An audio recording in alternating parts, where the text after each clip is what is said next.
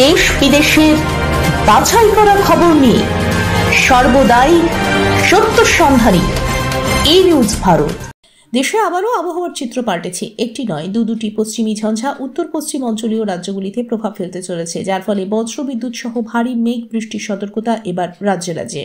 আবহাওয়া দপ্তর জানাচ্ছে, বৃষ্টির পর তাপমাত্রা কমে যাওয়ার কারণে আবার ঠান্ডা বাড়তে পারে। সরস্বতী পুজোয় উষ্ণতার ছোঁয়া বাংলার আবহাওয়ায়। সর্বনিম্ন তাপমাত্রা এবং সর্বোচ্চ তাপমাত্রা দুটোই স্বাভাবিকের উপরে থাকবে। রাতে 20 ডিগ্রি সেলসিয়াস এবং দিনে 30 ডিগ্রি সেলসিয়াসের ঘরে থাকবে তাপমাত্রা। কার্যত শীতের বিদায় পর্ব শুরু ফেব্রুয়ারির প্রথম সপ্তাহে। ফের সামান্য নামতে পারে তাপমাত্রা।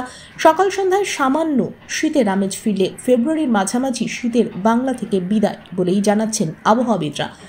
আজ কলকাতায় আংশিক মেঘলা আকাশ। আজ কলকাতা ও তার পার্শ্ববর্তী অঞ্চলে দিনের সর্বোচ্চ তাপমাত্রা 31 ডিগ্রি সেলসিয়াস, সর্বনিম্ন 22 ডিগ্রি সেলসিয়াস। বাতাসে আপেক্ষিক আর্দ্রতার পরিমাণ 84%। ব্যুরো রিপোর্ট, ই নিউজ ভারত।